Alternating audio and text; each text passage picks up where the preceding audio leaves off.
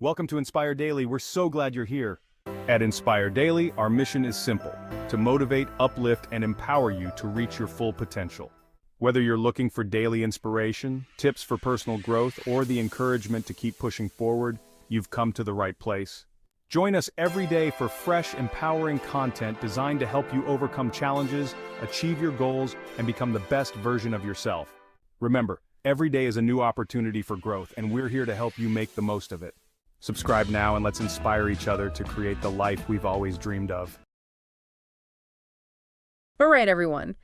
Get ready because today we're going to be diving deep into something I think a lot of us try to avoid. Oh, yeah. Failure. Mm-hmm. We've got a whole bunch of research articles and real-world examples that show some surprising benefits Yeah, of, definitely. messing up. Exactly. We all have that voice in our heads that's like, danger when things go wrong. Right. But what if we could rewire that? What if we could change our response to failure? Totally. And that's really what we're going to be talking about today. I love it. You know, we often think of failure as like a negative endpoint, Right? but it's really essential for growth, Uh-huh. both personally and professionally. Yeah, and these sources are packed with insights. Yeah. I mean, I was really struck by the research that showed how failure literally changes our brain's wiring Interesting. to learn better. Yeah. And all the stories about people like Thomas Edison and J.K. Rowling. Oh, yeah, those are good ones. Like, talk about failing forward. Huge failures Yeah. and huge successes later. Exactly. And their journeys show us that setbacks are really just course correction Yeah. on the path to success. Okay, so let's just ditch the fear and unpack what failure really is. Right. Because I have a feeling our usual definition is way too narrow. I think you're right. Yeah. Our society tends to view failure as this big, scary monster, Mm-hmm. like the opposite of success. Yeah, like you either succeed or you fail. Right. Yeah. But what if we thought about it differently? Okay. What if we reframed it as valuable feedback? Ooh, I like that. Yeah, just information to help us understand what works and what doesn't. Instead of beating ourselves up, Yeah. it's more like, okay, that didn't work. What can I learn and how can I adjust for next time? Exactly. Yeah. And there's actually a neurological basis for this. Really? Yeah. So when we fail certain parts of our brain, Okay. like the amygdala and the hippocampus, they actually light up. Wow. Yeah, there was this MIT study Oh, wow. that found that those regions associated with learning and memory Okay. became more active when we make mistakes. So it's like our brains are saying, whoa, pay attention. Yeah. This is important information we need to remember. Exactly. Which makes total sense now when I think about those study mistakes that Yeah. you never forget. That you just never forget. Yeah. That's a great example. Yeah. And this all links to something called the comfort zone trap. Okay. The comfort zone trap. Yeah. It's so easy to try to avoid failure Right. by sticking to what feels safe and familiar. Oh, yeah, for sure. But there's this thing called the Yerkes-Dodson law. Okay. And research using that law shows that optimal performance actually lies outside of that comfort zone. That's so interesting because I am definitely guilty of playing it safe. Right. But if growth happens outside of our comfort zones, Yeah. maybe a little discomfort is a good thing. A little discomfort can be a sign that you're stretching and learning Yeah. and expanding your abilities. Totally. Think about Thomas Edison. Okay. He famously made thousands of attempts to perfect the light bulb. Oh, yeah, I've heard that story before. And he even said, I haven't failed. Uh-huh. I've just found 10,000 ways that won't work. I love that. Yeah. Such a good mindset. It's about progress, not perfection. Yes. Speaking of which, Okay. J.K. Rowling Yeah. faced tons of rejections Well, yeah. before finding a publisher for Harry Potter. Can you imagine? I imagine a world without those books, Right. just because she gave up. That's crazy. Yeah. And then there's Walt Disney. Oh, yeah. What about him? Can you believe he was fired from Right. a newspaper Wow. for lacking imagination? That's wild. The irony is unbelievable. I know. It makes you realize how one person's judgment of failure Yeah. can be so off the mark. Totally off. Yeah. You know, all these stories teach us that failure's rarely the end. Right. It's more like a detour or a chance to recalibrate Mm-hmm. and ultimately achieve even greater things. It's so inspiring. Yeah. But let's be honest, failing still stings. I know what you mean. Even if we intellectually get it. Right. How do we handle those feelings Yeah. of disappointment and self-doubt? That's so important. Yeah. Feeling disappointed or frustrated Right. or questioning yourself after a setback, Yeah. it's completely normal. Okay. It's actually part of processing the experience and Right. learning from it. So those emotional dips, Yeah. they're not a sign of weakness. No, they're not a sign of weakness at all. They're Right. temporary, Yeah. and they're just part of the journey. Okay. The key is to acknowledge them, but not let them define you. Okay. Does that make sense? It does. Okay, good. Yeah. So we're not supposed to ignore those negative feelings, but learn to ride them out. Yeah, ride the wave. I like that. Yeah. Ride the wave. Okay. So do you have any tips? I do. Okay. For navigating that emotional roller coaster. Yeah, I'm all ears. Okay, we'll first start with self-compassion. But treat yourself with the same kindness you would offer a friend Yeah. going through the same thing. Yeah. Remember, everybody makes mistakes. It's like that saying, be kind to yourself. Right. You're doing the best you can. Exactly. Right. Then try reframing the experience. Okay. Instead of seeing it as a personal failure, Yeah. view it as valuable data Okay. and focus on what you can control. Right. You can't change the past, Yeah. but you can choose how you respond Mm-hmm. and what you do next. That makes a lot of sense. Yeah. This is all reminding me of Carol Dweck's work Oh, yeah. on growth mindset. Yeah. It feels very relevant. Totally. It's fundamental. Yeah. Dweck's research Mm-hmm. highlights two main mindsets. Okay. Fixed in growth. Okay. With a fixed mindset, people believe their abilities are set in stone. Okay. So they see failure as a reflection of their limitations, Got it. which leads them to avoid challenges altogether. So it's like saying, I'm just not a math person. Yes. Exactly. And giving up before even trying.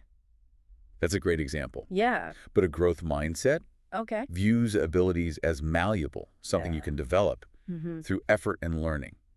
I like that. So failure becomes an opportunity for growth, Okay. not a sign of inadequacy. So it's that I can learn and improve with practice attitude. Exactly. Yeah, I can see how that would make a huge difference when facing setbacks. It makes all the difference. Yeah, That difference in perspective is incredibly powerful. totally. People with a growth mindset, Yeah. they embrace challenges.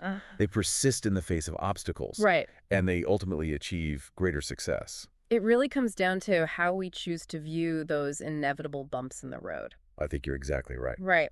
But how do we shift from a fixed to a growth mindset? Yeah. Because it sounds great in theory, Okay. but are there practical steps we can take? There are. Okay. Awesome. And it starts with becoming aware of your self-talk. Okay. When you hit a setback, Yeah. pay attention to the thoughts that pop up. Mm-hmm.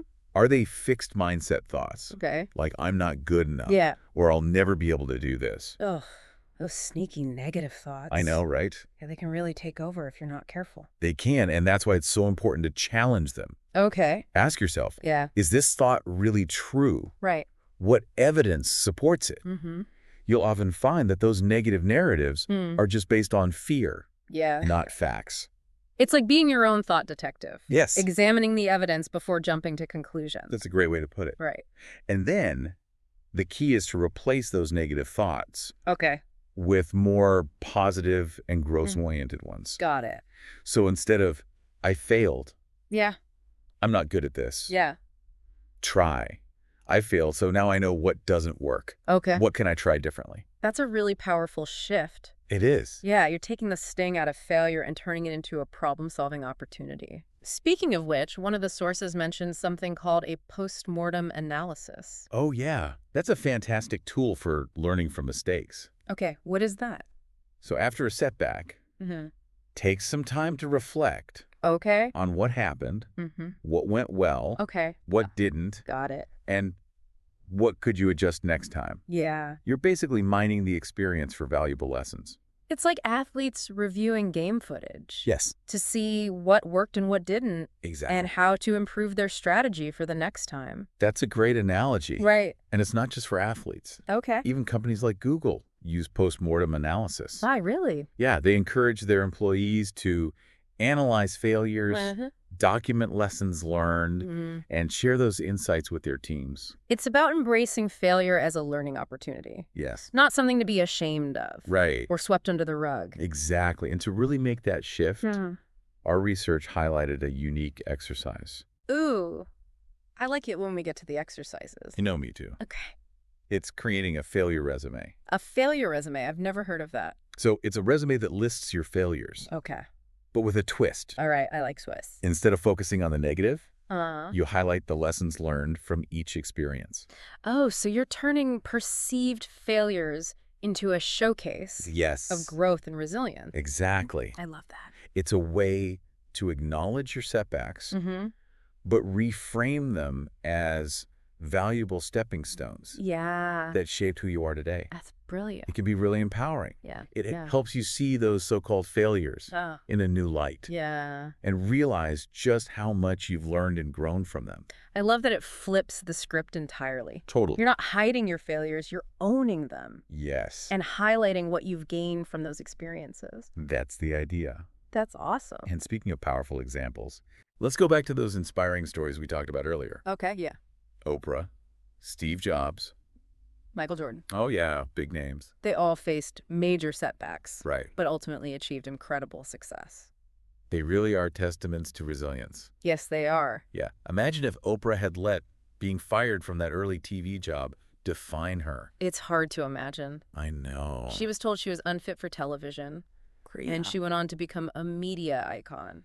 Yeah, it just shows that failure doesn't have to be a full stop. Right. It can be like a comma Yeah, or a pause, Yeah. a chance to redirect. and come back stronger. Yeah, and achieve even greater things. That's right. Then there's Steve Jobs, Oh, yeah. ousted from Apple. Mm-hmm. The company he co-founded. I know most people would have been crushed, Right. but he used that experience to fuel even more innovation That's right. and eventually returned to Apple and led it to phenomenal success. Yeah, It's a remarkable comeback story. it is. It shows the importance of adapting and evolving. Yeah. And of course, there's Michael Jordan, Right. arguably the greatest basketball player of all time, who Yeah. was cut from his high school basketball team. It's crazy to think about. I know, it's mind-blowing. Yeah, the guy who became a legend wasn't considered good enough Right. for his high school team. It really puts things into perspective. It does. He famously said, "I failed over and over and over again in my life, Wow. and that is why I succeed." That's powerful. Yeah. It's a good reminder that failure is not the opposite of success. Right. It's a crucial part of the journey.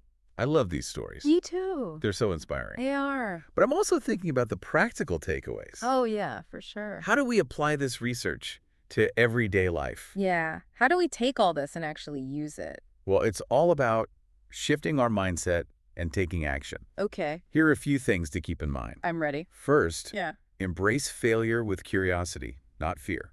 Okay. Ask yourself, what can I learn from this? So it's about shifting that perspective from like, I messed up, to what's the lesson here? Exactly. Okay. Next, set small goals Okay. and experiment. Nah. Starting small builds resilience Right. and confidence Okay. for tackling bigger challenges. So like those fail, fast fail, often mantras Yeah, that's a good way to think about it. in the startup world. Yeah, exactly. Okay. Yeah. And remember, Yeah. surround yourself with a supportive crew. Yes. People who encourage growth and celebrate effort, Uh-huh. not just outcomes. That makes such a difference. It really does. To have people in your corner Yeah. who believe in you even when you stumble. Exactly. And finally, Yeah, okay. remember the journey is just as important as the destination. Oh, I like that. Embrace the process, Yeah. the ups and downs, Mm. and the lessons you learn along the way. This whole deep dive has been like a total mind shift for me. Oh, good. I'm glad. I'm kind of excited to face my next failure. Yeah, that's the spirit. Okay. Maybe not excited. Okay. but definitely less intimidated.